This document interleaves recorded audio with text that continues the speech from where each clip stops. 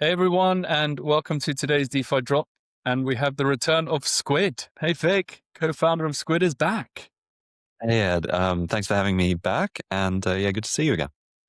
And my God, we've got a lot to talk about. I think since you last joined us, I think that was back in December, Squid has crossed 6 billion in routed volume across 4 million transactions, closed 6 million round led by North Island Ventures with Ripple among the backers. You've run a 12x oversubscribed Squib's public sale on Kraken launch and Legion, and the TGE is set for Q3. I mean, not your typical last couple of months, is it? Yeah, and suffice to say, well, we're very happy, but I'm also cooked. We've had a lot of things going on and building the product in the background the whole time. So, yeah, but we're really chuffed in the middle of a really deep bear market. Had a really good year. So, yeah. Well, it's the hard work is showing, right?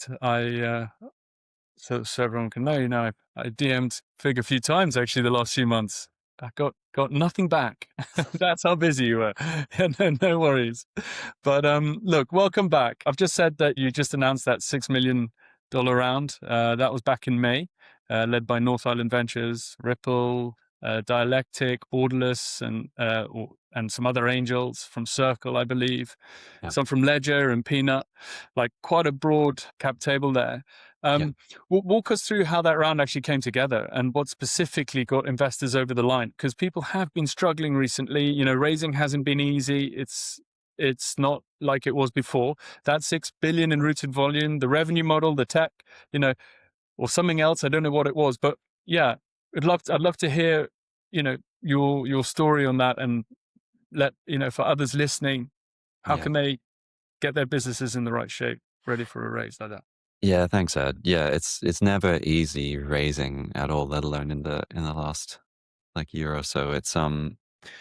I think we're lucky in that we have had pretty good product market fit for a while. So we already had years of a lot of partners, a lot of users using us. And then, yeah, we got those stats. We got over 6 billion and 100 chains, all these things, lots of partners.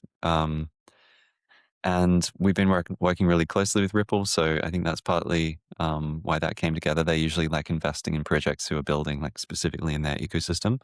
And then I guess the thesis is really that while crypto is changing in a big way, like we're seeing meme coins and generally tokens are changing in a big way, more into hopefully like more stronger assets and RWAs and stablecoin flows and actual institutional onboarding with crypto. All of those things still need exactly what Squid was doing before, which is essentially moving capital between blockchains and enabling trade and exchange of assets across all of these different blockchains. Um, so I think people just see that as like core infrastructure for any crypto future and whatever it may be, and like so that's quite a safe thing to buy into in such a risky market. So what did the funds who passed, what did they actually say? Did they give you any targets to hit before writing those checks? Were there any prerequisites that you had to get over the line? We generally didn't have KPIs that we needed to hit to get the investment. I think some of the investments, actually, we can't even say some of them, but we had quite a few chain foundations invest as well, who are really good investors for us because, they're very long-term aligned. They're strategic for us. Some of those we had side letters where we would support their chain and do certain things. So that helped a little bit because once you have really quite strong commitment from like the actual ecosystem, that's easy to prove to funds and more peripheral investors. Borderless are a very strong like cross-chain fund, so I think that was an easy one for them. And I think they saw us as part of their general strategy of just investing in infrastructure that connected blockchains and protocols between chains.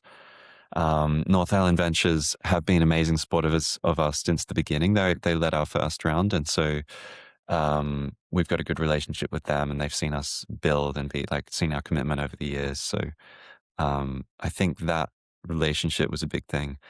And I guess honestly, like in any capital raising or any round that you do, the in-person relationships is probably the single biggest thing you can do. Like meeting these people in person, like flying to their offices and just having a meeting with them is expensive, takes a lot of energy. But I find that um, trust is probably the most important thing, and they're investing in us as a team. Crypto changes so quickly that really they're investing in just us and our ability to execute and build a company. So I think that's probably my biggest tip of if anyone wants to fundraise is like spend a lot of time with these people in person and show them that you care and that you're good. So you literally flew to different countries to meet them. Yeah. This wasn't part of, you know, a conference and tagging on a meeting. This was a specific journey across the world to go and Yeah, meet face to face. exactly. Sometimes. Hopefully you can catch them at a conference so you don't have to get any more hours on the plane. But for particular ones we'll like fly there specifically to see them. Yeah. Amazing. Absolutely amazing. Um, and what did you pick up? So firstly, did you pick up any tips for yourselves? I don't know if you had any rejections, but obviously with rejections you learn and you iterate. But that's one thing. But often, in your pitching, what can you advice can you give to other founders? What actually moved the needle for you guys? Yeah. I mean, honestly, we aren't good at pitching to venture investors, and I'm excited for us to go public because I think the community is going to respond a lot better than venture. Um, but because I think venture investors, they need to, they want to buy a big story and drink Kool-Aid. And we're generally quite realistic. I think that's actually why we've survived so long, is because we haven't sold visions that aren't attainable or tried to build products which are useless. Like, and these VCs often want something which is going to go viral on Twitter and then probably die in a few months. I mean, they don't think it's going to die, but I don't think they realize it's going to die. At least that's my cynical take from the Mhm. inside. So Yeah. we just try to pitch on our fundamentals and be like, look, this is going to be useful for all these people. And if you believe in crypto, then you necessarily believe in Squid, because Squid, like wherever crypto goes, it has to have Squid's infrastructure or like Squid's developer tools and our Yeah. applications. Um, One thing that we were pitching, which we can talk about maybe later, is we are moving up the stack as well. So we're keeping all of the infrastructure that we have, the protocol layer, the aggregator, cross-chain swaps, all these things, um, for payments, RWAs and everything. And we like pitched how that's moving into the future, which is the institutional stuff. We have more bespoke relationships with clients rather than just permissionless developer tools. We have new enterprise chains which are launching, like say Canton. We just deployed on Canton, and have a few more private ones coming up. But we saw, at least in the last year or two, most of the revenue be captured by the front end layer. Um, and so being an infrastructure and a protocol is quite out of what's the word, like fashion with VCs. And so I personally think infrastructure is still really exciting and will have, has amazing acquisition potential in the future. It's going to be useful for all these institutions. So I think the VCs are actually kind of wrong there, but we are also going up the stack in that we're building a consumer app, and so consumer apps have you have a direct relationship with the user, and that, I do agree, in crypto is probably the most valuable thing there is. People's attention, people trusting you, um, in this new era where it's more like you log in with socials rather than bringing your MetaMask wallet and using an app. We really need to be there where the user logs into a Squid application directly. And so I think that also helps paint this very large vision of, if we can onboard even, a small number of users, that the amount of, the lifetime value of those users is much larger, hopefully. And,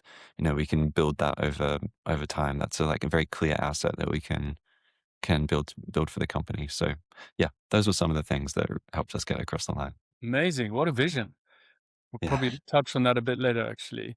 Um, so so we've done investors. We've got through the first level. That was the 6 million raise, and now over the last few weeks, you've just raised.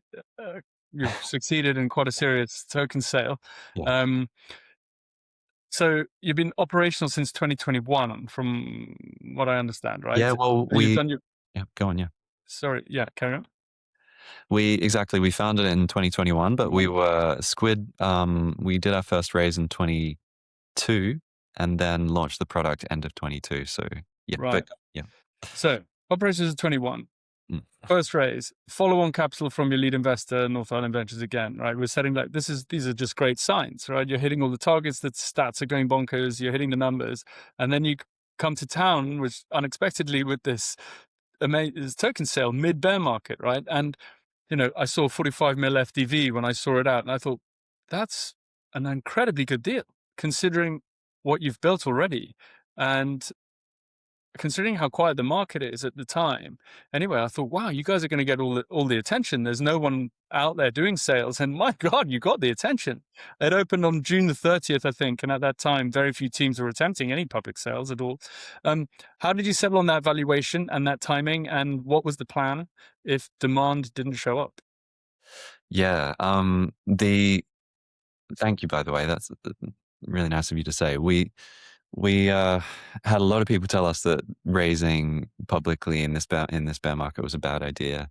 And we didn't know how it would go, but we just hoped that people would trust what we've built over these years. We built a lot of trust with the community and with the wider crypto industry. I think we've worked with most teams in the industry at this point, and that valuation as well was a really interesting decision. I mean, for us, it was relatively easy because we wanted the community to get a better valuation than VCs. I'm not sure if I'm allowed to say what the valuation of our last round was, but it's a good valuation, but at least by those standards. I can't say what it's going to be on the open market once it goes in TGE, but um, we we believe in the community growing with us, and I think that's not just an ethical question, but it's a great thing for the future of the product. If we have people who are making money alongside us,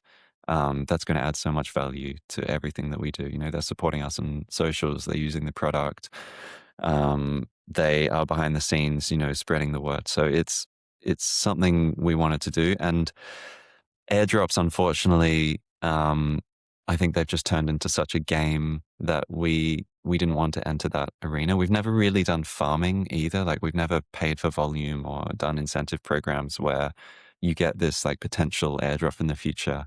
Not to say people aren't farming us. I think there was a small amount that was interesting to find. We learned through this process who was farming us, and the amount of volume is under 100 million total. So of that 6 billion, hopefully about 5.9 billion of that is actually organic, and maybe 100 is, I mean, don't quote me on that because I don't know if they're genuinely using the product or farming us, but it was tiny amount of farming, which is also insane to me that, I don't know how many crypto products actually have a real organic volume. So, yeah, we never did explicit farming, and so we didn't owe that to the community. And so, we thought it would be actually better outcome for everyone, less sell pressure when we finally go live, less disappointed people wondering why they didn't get an airdrop, all these things. And instead go for a model where they put skin in the game, but hopefully they get a good deal, and they can really show their support and grow with us.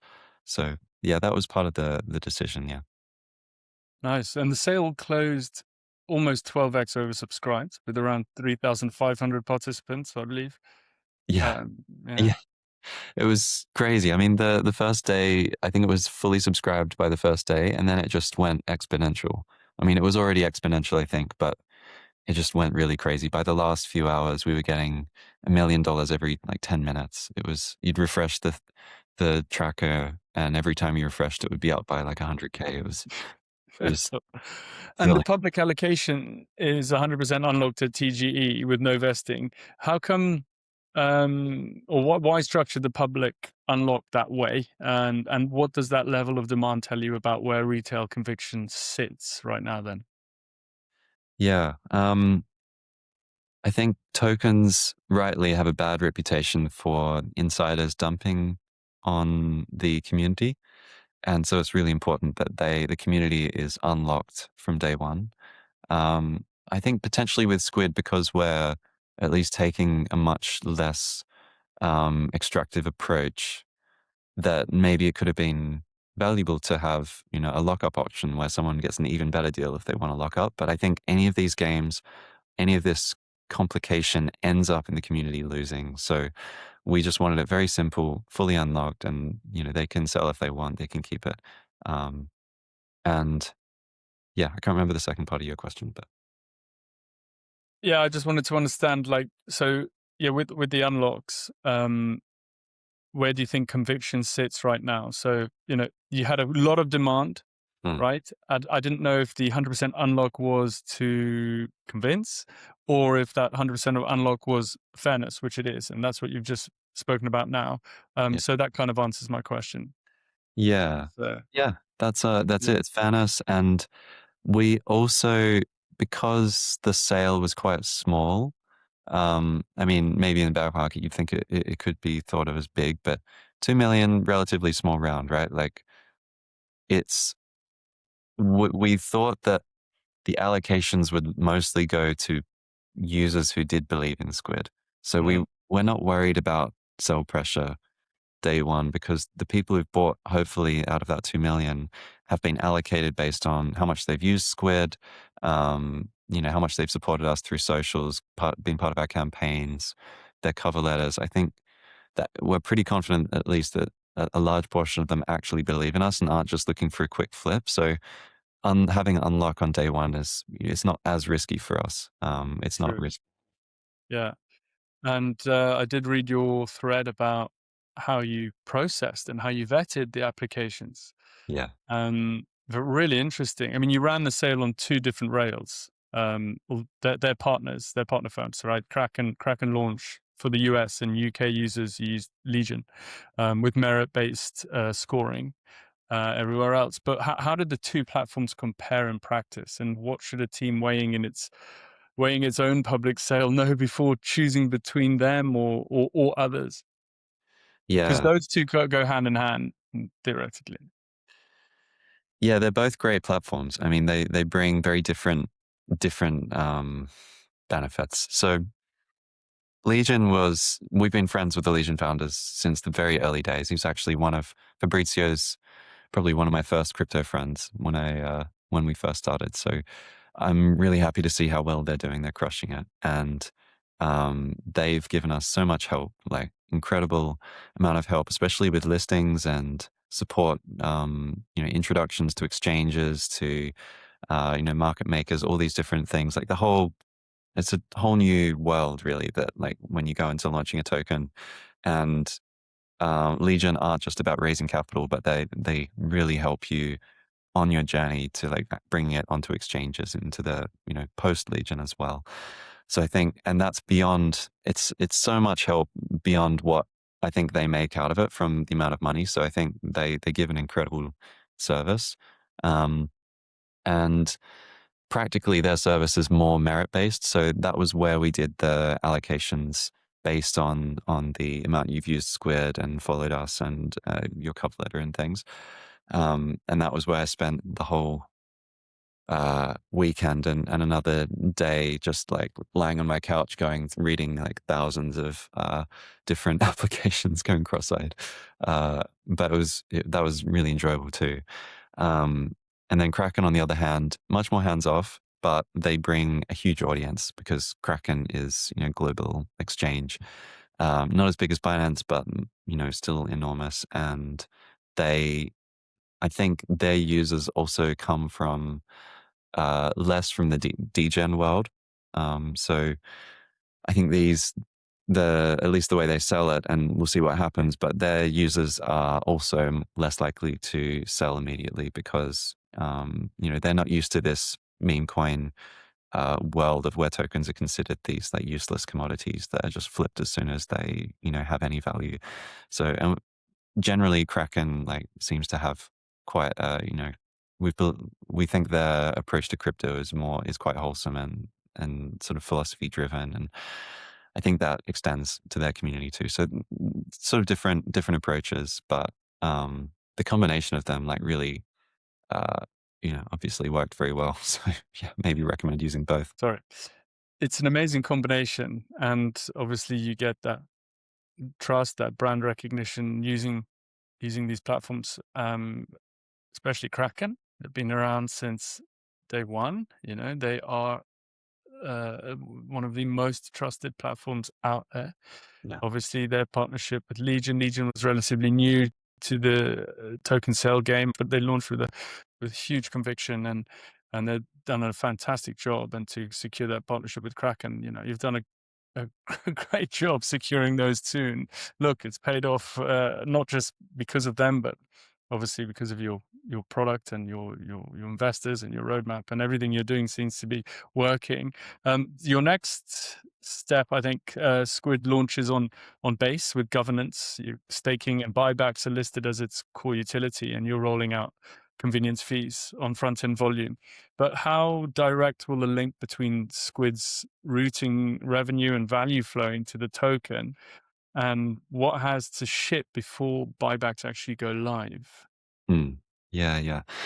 So unfortunately, I can't say everything because of legal reasons, and that's Right. part of the issue with launching a token. Actually, I think we're still fighting regulators in the sense that things are quite unregulated, but in order to make a token truly valuable and protecting the investors of the token, it's still quite difficult to at least communicate that. But we think we've managed to find a structure where um, the token holders are properly aligned with the ecosystem.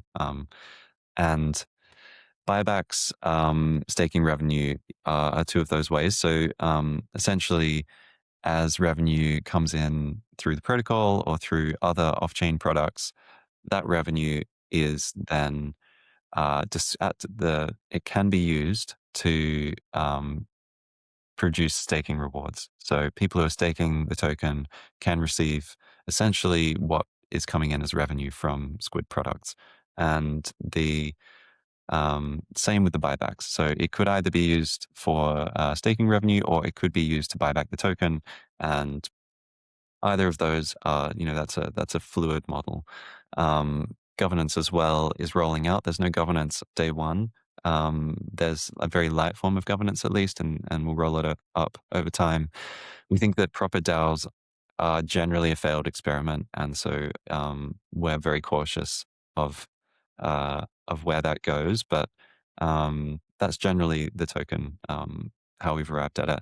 And that's on the, we've actually put so much effort into this. Again, I can't say much of it, but we've spent the last year with a lot of lawyers and making sure everything is safe and properly structured so that, and also internally we've discussed about this, what is the right way to do a token, especially in the light of, meme coins and honestly, most of DeFi being essentially there being no value accrual to any of those tokens. So we're trying our best, but doing what we can within the constraints of what's compliant. Yeah, it's an incredibly delicate process.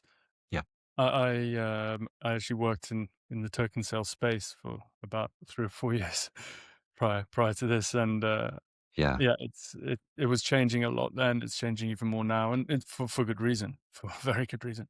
But quick question on that: who actually decides the staking versus buyback split, and when? Yes, that's not. That's essentially.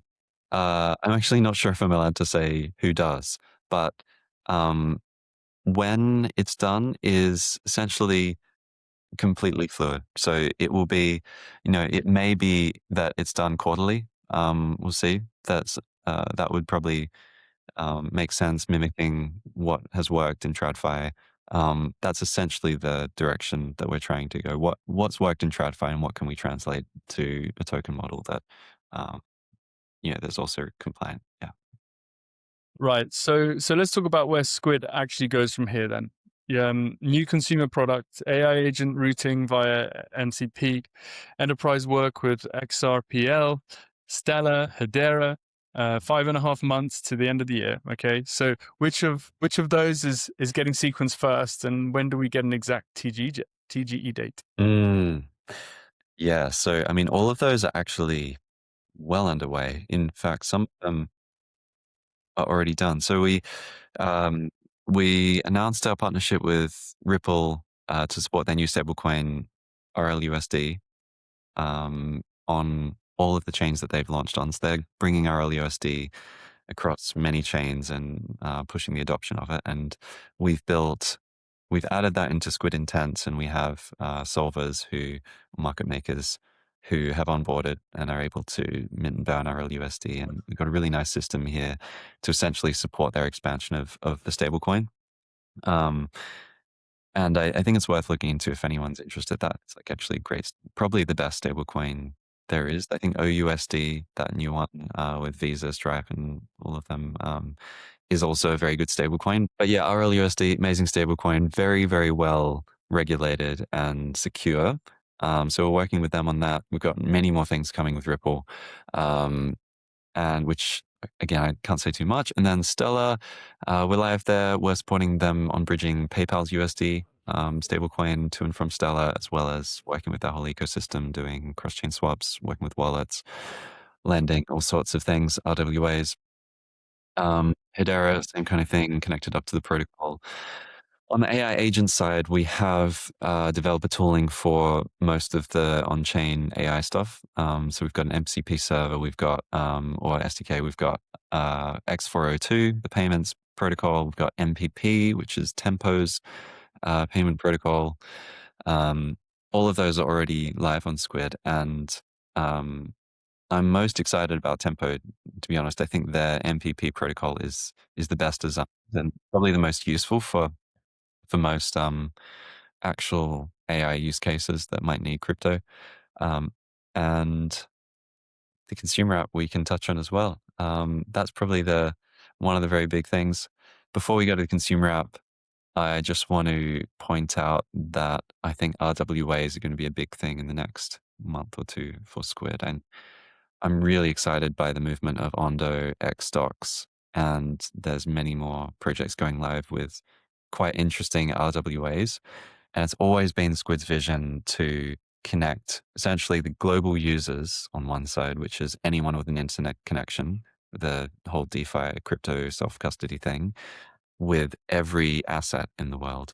And I think the issue with crypto's had over these last few years, or really before until now, is that the only assets available have really been crypto assets. And now you have access to US stocks, commodities, and many global stocks are going live on, these new RWA platforms soon. So for the first time, even, me as an Australian, I'm going to have more access to investable assets on crypto than I am through, my first world privileged position, very well banked position.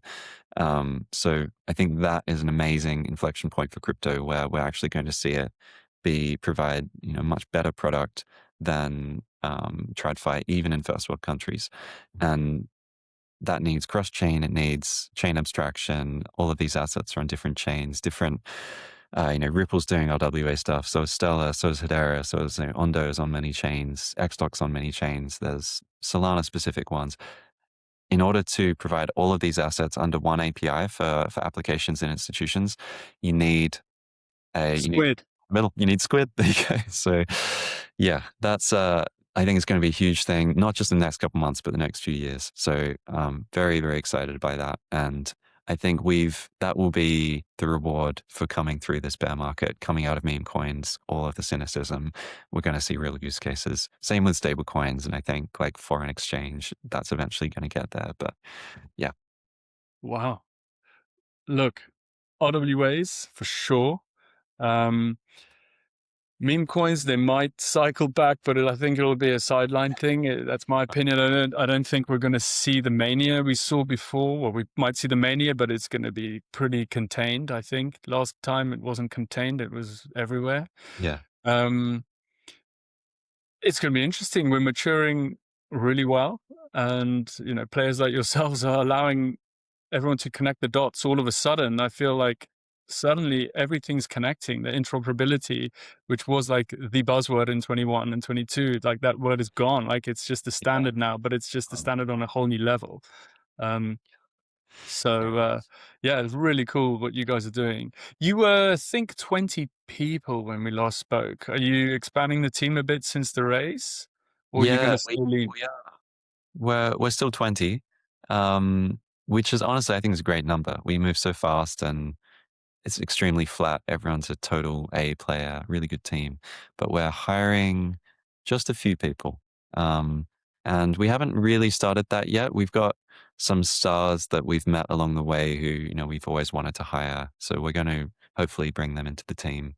But yeah, we don't want to make the team too large. I think we'll just No. expand by a few, and that's great. Amazing.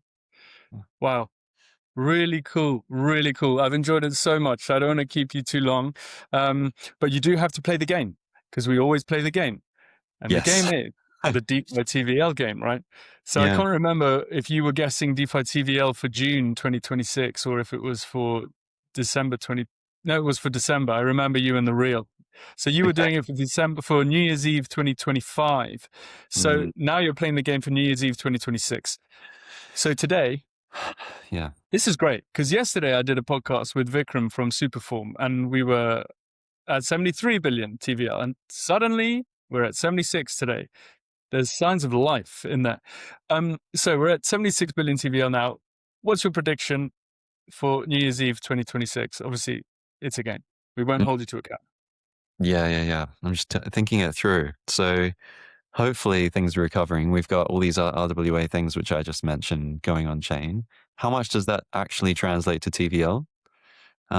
Depends if we have some viral apps. I know Ripple's adding, billions in TVL just through RWAs. Canton's, I mean, you're not including Canton there, obviously, because, they claim their TVL is like 400 billion or something, but it's generally inactive. So if we're just strictly on DeFi TVL, let's say, I'm saying like 90 billion. So 20 billion in Nice. months. Yeah. It's not crypto bro bullish, but it's bullish. It's conservative. It's a mature guesstimate. A Squid answer, hopefully. Yeah. Yeah. Awesome. Well, thank you so much, Fig. It's been great having you on. Really Yeah. enjoyed it. And we'll have to get you back when all these next products are dropping. Yeah, let's do it. Let's hopefully not too far away in the next few months. We'd love to come on again. Let's chat. And then you can do your DeFi TVL game when we're down at 30 billion. Yeah, I know. I mean, yeah, it could easily go that way. So let's see. Good. Anyway, look, thank you very much. It's been awesome.